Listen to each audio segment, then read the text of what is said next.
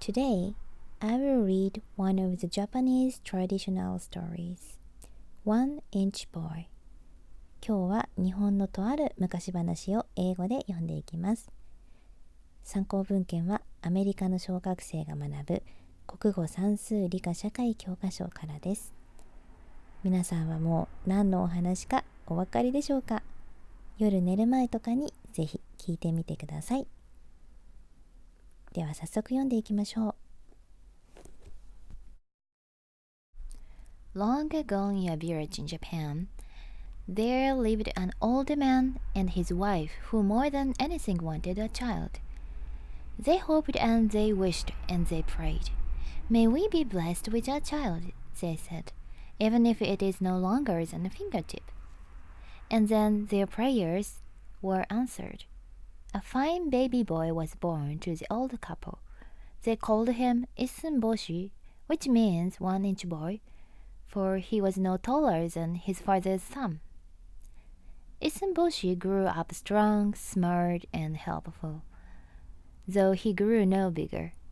When 12 years had passed, Isunboshi came to his parents and said, "Father and mother, please give me your permission to go to the capital city, for I wish to see the world and learn many things and make a name for myself."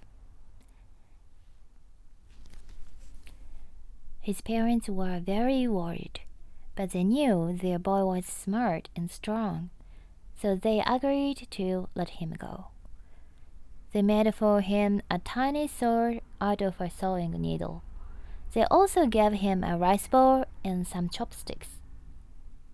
In the rice bowl, he floated down the river, using one of the chopsticks as a paddle. In a few days, he arrived at the city of Kyoto. "My, what a busy city this is," he thought. "So many feet and legs."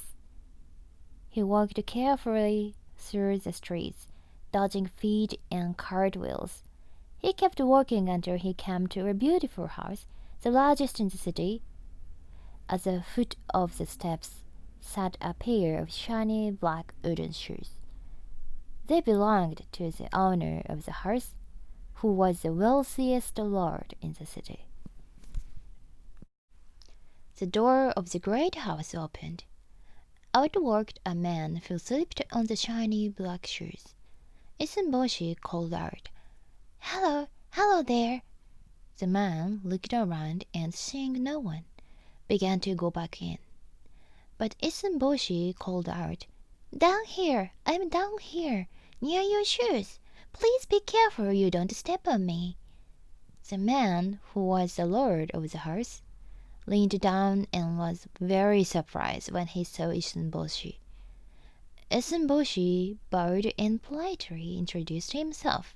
"My name," he said, "is Isunboshi. I'm new here and I would like to work for you." The lord picked up Isunboshi in the palm of his hand.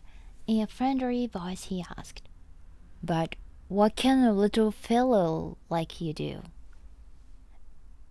A fly was buzzing around and bothering the lord, so Isunboshi drew out his soaring needle sword. With a quick sweet switch, down went the fly. Then Isunboshi did an energetic little dance on the lord's hand. "You are quite an amazing little fellow," laughed the lord. "Come, you may work for me and live in my house." And so Isunboshi went to live in the big, beautiful house. He made friends with everyone there, especially the princess, the lord's lovely daughter.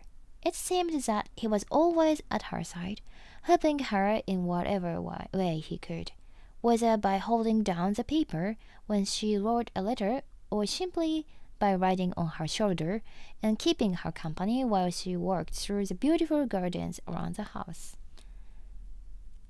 In the spring, Isunboshi traveled with the princess and her companions to the cherry blossom festival. On their way home, they began to hear strange noises behind them on the narrow road. They could see nothing in the shadows, when suddenly a huge monster leaped into their path. Everyone screamed and ran. Everyone, except Isenboshi and the princess. "Who are you, and what do you want?" cried Isenboshi. "I'm an oni," growled the monster. "An oni? Everyone fears the oni, who were fierce and terrible creatures like demons or goblins. But Isenboshi stepped forward and shouted, "Get out of the way, you demon! I'm here to guard the princess, and if you try anything, you will regret it." "Huh, we'll see about that," growled the oni. Then he snatched up Isenboshi, popped him into his mouth, and gulp, swallowed him whole. Down, down Isenboshi slid until he landed, plop, on his stomach. "This big oaf should be more careful about what he eats," said Isenboshi. He pulled out his soaring needle sword and began to jab it as hard as he could into the walls of the Oni's stomach. "Oh, shouted the Oni. Then he gave a loud burp, and out popped Isenboshi. In pain, the Oni ran away, whining and crying. Isenboshi ran over to the princess. She was bending down and picking up something from the ground. With great excitement, she said, "Look, Isenboshi, the Oni was so scared that he dropped this magic hammer. If you make a wish on it, it will come true." Isenboshi bowed to the princess and said, "My lady, I would ask that you make a wish." "No, Isenboshi," said the princess. "You want this because of your bravery. You should be the first one to wish on it." So Isenboshi took the hammer and said, "I already have my greatest wish, which is to serve you. But if I could have another wish, I would wish to be as tall as other men." Then he gave the hammer to the princess, who made a silent wish on it herself. Then and there, Isenboshi began to grow taller, until beside the princess stood a handsome young man. That night, when the princess told her father how brave Isenboshi had been, and how he had risked his life to save her, the Lord was so happy that he gave permission for Isenboshi to marry the princess.